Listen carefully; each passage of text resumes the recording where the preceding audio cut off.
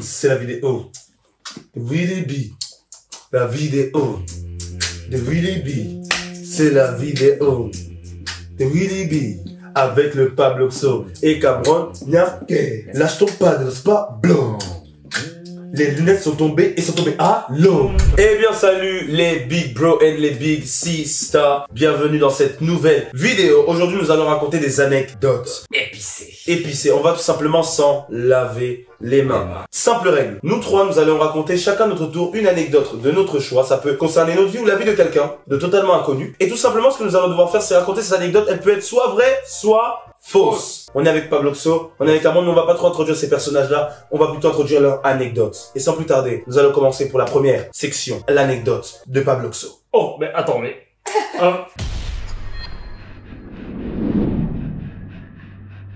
Alors, il était une fois, moi étant plus jeune, moi étant plus vieux, ça dépend de quelle histoire je raconte. Il était une fois, un soir, je suis sorti comme ça, j'étais avec mes amis, sauf que bon, on était parti quelque part et je devais rentrer. J'étais tout seul. Voilà. Je prends le chemin pour justement rentrer, je passe par une petite ruelle un peu étroite qui se situe dans un endroit, je vais pas vous le dire, parce que sinon vous allez pas savoir si c'est vrai ou si c'est faux. Du coup voilà. Du coup je passe par ces petites ruelles et ce qui se trouve dans cette ruelle m'a vraiment choqué. Je passe et je ne vois pas un corps bien sûr parce que là-bas il n'y a pas de meurtre, mais quand je passe dans cette ruelle là, ce qui se passe c'est quoi? C'est que je retrouve quelqu'un debout en train de me regarder. Et j'ai cru au début c'était un ami à moi qui me faisait une blague. Du coup j'ai fait tu fais quoi là? Genre, qu'est-ce qui se passe? Moi, bon, je suis quelqu'un qui panique très rarement. Vous comprenez? Je suis quelqu'un qui ne panique pas du tout même. Donc, j'aime le risque. Bon, j'aimerais dire j'adore, mais on adore que Dieu.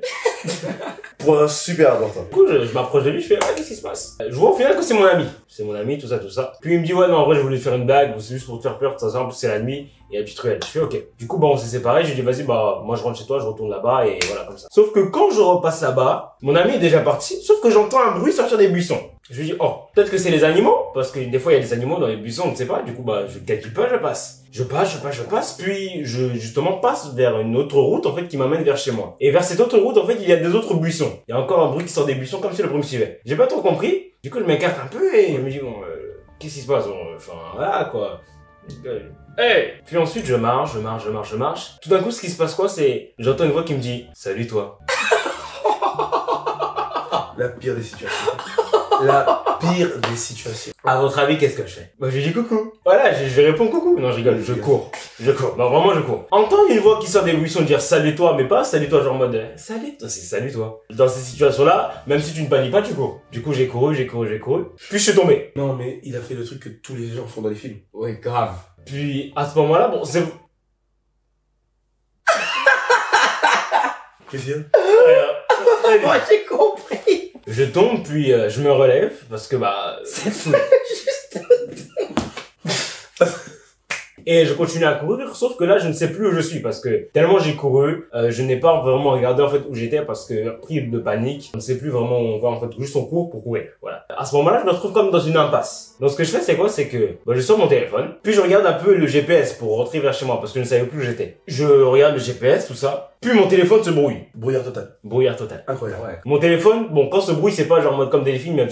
non, mon téléphone s'éteint. Voilà. Quand je dis ce bruit, c'est qu'il s'éteint. Ok. Voilà. Mon téléphone s'éteint alors qu'il avait de la batterie. Je ne comprends pas pourquoi. Du coup, je me dis, bon, voilà, quoi, qu'est-ce qui se passe? Pris d'un grand élan de héros, je décide de retourner sur mes pas. Je retourne sur mes pas, tout ça. Je guette un peu ce qui se passe, comme un loup, comme un renard. Puis j'entends comme des pas derrière moi. Qu'est-ce qui se passe? Des pas. Pas des pas. Des pieds. Qui courent derrière moi.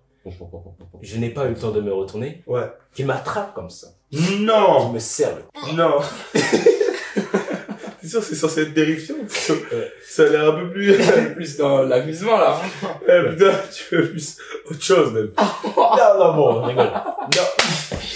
Blague pas. tu me prends. Vraiment, quelqu'un courait derrière moi. Et ce que je fais, c'est que je cours. Alors, je cours jusqu'à rentrer chez moi parce que c'était sur une ligne droite. Et au final, quand j'ai fait la ligne droite, j'ai su en fait où j'étais. Du coup, j'ai couru sans m'arrêter. Et je suis rentré chez moi. Voilà. Alors, Cameron, je te laisse donner ton verdict par rapport à l'anecdote de Pabloxo, qui a été très riche en émotions et en suspense. Alors déjà, je pense que ce n'est pas ton histoire. Je pense que ce n'est pas ton histoire. Et également, je pense que cette histoire est fausse. Et je vais expliquer pourquoi. Premièrement, au début, t'as dit un truc, en fait, dans ton histoire, il y avait plein d'incohérences. C'est-à-dire qu'il y a un moment, t'as raconté que c'est comme si tu courais, mais qu'au final, tu repartais dans l'autre sens, etc. Mais si c'était ça. Oui, bah du coup, pourquoi tu n'es pas rentré directement chez toi? Si tu n'avais plus de batterie sur ton téléphone ou des choses comme ça.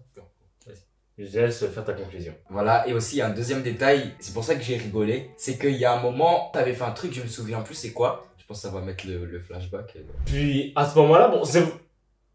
Ce détail-là m'a fait comprendre que t'as bugué et qu'en fait tu te souvenais plus d'un truc et je me suis dit c'est faux. Ok, je vois. Ok, très bonne analyse. Merci beaucoup, monsieur Cameron, pour cette analyse de scientifique. Et moi également, je pense que cette anecdote est fausse. Pourquoi? Parce que, comme il a dit, il y avait beaucoup de détails que je ne comprenais pas vraiment. Je pense que peut-être une anecdote peut-être plus croustillante aurait été un peu plus qualitative. Et je pense également que tu voulais parler de toi, que tu ne parlais pas de quelqu'un d'autre, mais sauf que toi, tu ne l'as jamais fait. C'est moi, jeune chose, jeune dame, jeune monsieur, jeune enfant, jeune fille, jeune vieillard, tantine, tonton. Cette histoire est totalement fausse. Et que la personne dont j'ai parlé, c'était Pierrot, mon ami. Il a pas d'amis qui s'appelle Pierrot. C'est moi, en fait. C'est toi? Il a pas d'amis qui s'appelle Pierrot. Voilà. Je n'ai jamais été poussé par quelqu'un. Parce que si je suis poussé par une personne, je regarde la personne dans les yeux, je lui dis sors, viens devant moi. Sois chassé. Et tu cours dans l'autre sens. Sois chassé. Sois chassé. Sois chassé. Sois chassé. On va tout de suite passer à la deuxième anecdote, celle de Willy.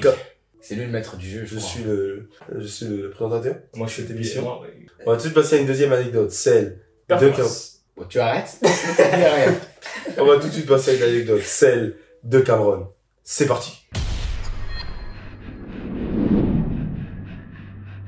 Ok, du coup, il faut savoir que déjà cette histoire s'est passée il y a de cela 7 ans.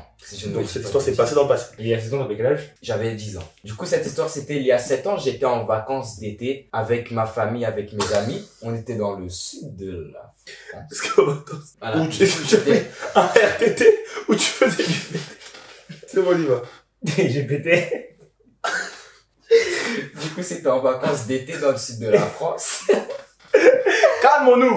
Calmons-nous. Je me souviens que souvent ma mère me laissait sortir, donc il y avait ma mère, sa sœur, donc ma tante. Il y avait aussi des collègues à ma mère, parce que souvent quand on partait en vacances, je sais pas pourquoi il y avait ses collègues aussi. Ses collègues qui sont aussi ses amis. C'était dans les Landes. Les Landes, c'est vers Bordeaux en gros. La ville en question, c'est drôle le nom, mais ça s'appelle Léon. C'est un camp de vacances, ça. Ma mère, elle me laissait souvent sortir le soir, parce que à pas très loin de notre bungalow, en fait, il y a un camp de jeux si tu veux.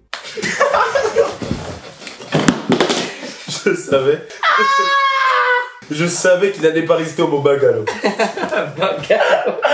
Je sortais, je prenais mon vélo pour aller au terrain de basket, au terrain de foot. Parce que je m'étais fait des amis de mon âge à l'époque, c'est ça. Il faut savoir qu'il y a une certaine distance à parcourir. Vu que le camp est assez grand, si tu veux, en gros là, il y a le... Arrête de faire des vagues, c'est une histoire vraie. En vélo, tu fais quand même 5 minutes à vélo. C'est assez illuminé parce qu'il y avait, vous voyez les lampadaires un peu comme pour les stades de foot. Ouais. En fait, donc en gros, il y a un city, un terrain de foot, un grand terrain de foot derrière. Et après, il y a, pour le basket, on appelle ça comment, le playground. Ouais. Yes. Voilà, le playground et tout, il y avait ça. Et moi, je me souviens que je jouais au city, au foot, etc. Donc, soirée normale avec mes potes, je jouais au foot. Parce que j'ai dit potes, c'est ça. Soirée normale avec mes potes. C'est ça son problème, mec. Si t'as un péro, ça va bien. Ma mère, avec sa sœur, donc ma tante et ses collègues, tout, elles étaient, voilà, une soirée normale entre copines, on va dire, vous voyez. Et moi, en attendant, je profitais, je jouais tout ça. Arrête! Je joue, la soirée passe normale, tout ça. Et à un moment, je décide de rentrer parce que le couvre-feu, c'était 23h. Je rentre en vélo. Et c'est là que les choses commencent à se compliquer. Les choses commencent à devenir un peu bizarres, un peu terrifiantes. Dis avec moi, terrifiantes. Voilà. Maladroit comme je suis, je me suis scratché. Je sais pas, j'avais voulu faire le vélo sans les barres, après au final j'étais tombé. Et je tombe tout ça. Bizarrement, je sais pas pourquoi, mais je me relève, tac, et je vois comme si les lampadaires en fait étaient éteints. C'est un village où il y a des arbres, et les arbres on appelle ça des pins.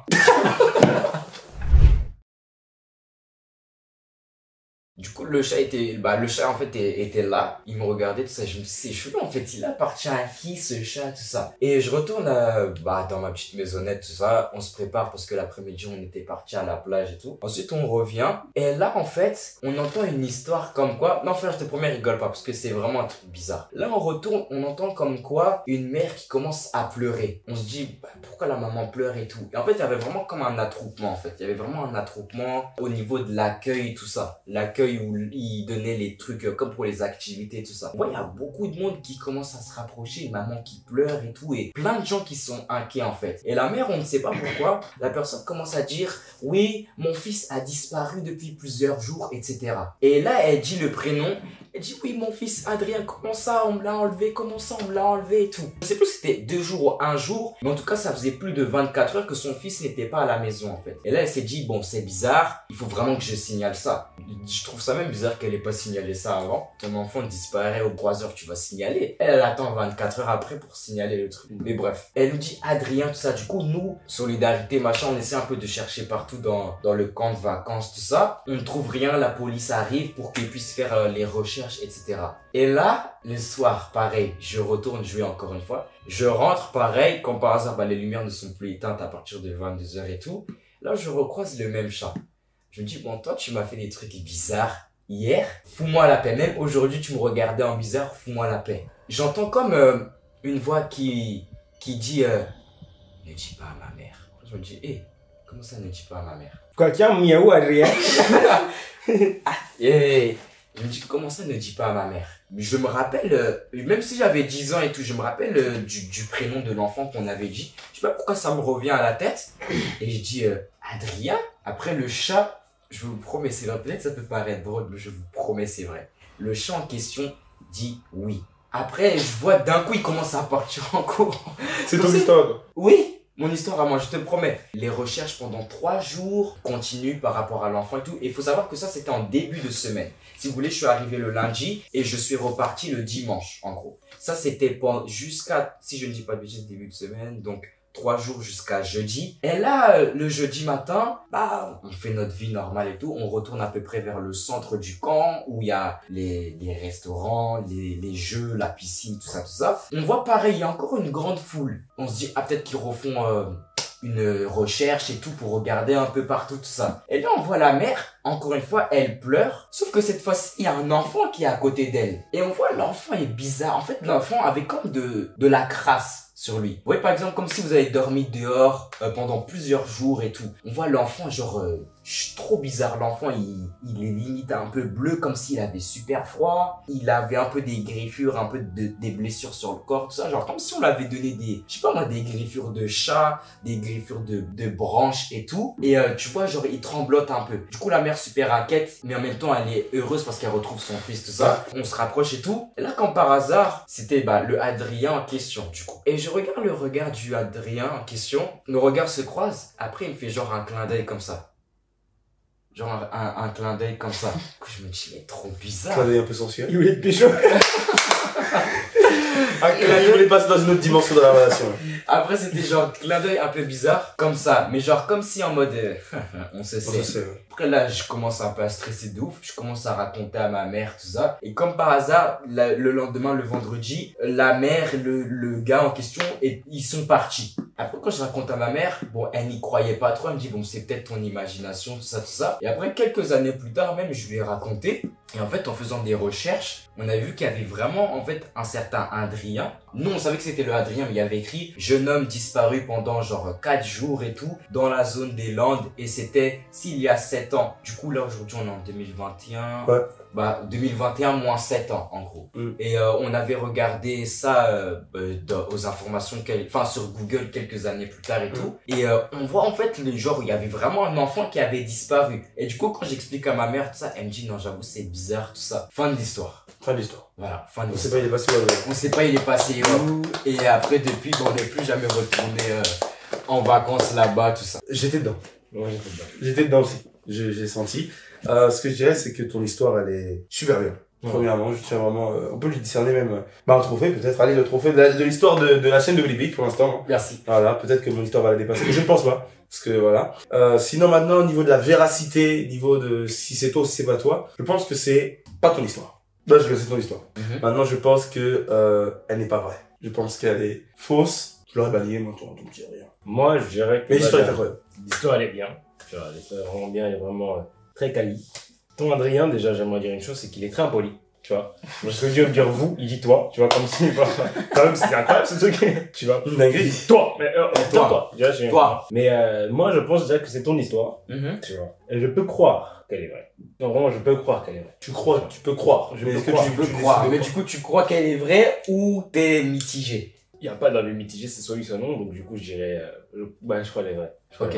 Donc, pour toi, c'est mon histoire, elle est vraie, et pour toi, c'est mon histoire, mais elle est fausse. Ouais. Donc là, je donne le verdict. Ouais. Alors, ce n'est ni mon histoire, C'est pas ton histoire. et elle est fausse. Et elle est fausse. Ah, tu as bien réfléchi, hein. En fait, je me suis un peu inspiré d'une histoire d'un frère qui s'appelle Plamedji. Et en fait, un jour, il m'avait raconté que c'était au pays. Il avait vu un chat et tout, genre miaulé, bizarre. Ouais. Et question de sorcier et tout. Et il tourne sa tête, il voit le chat, il est plus là.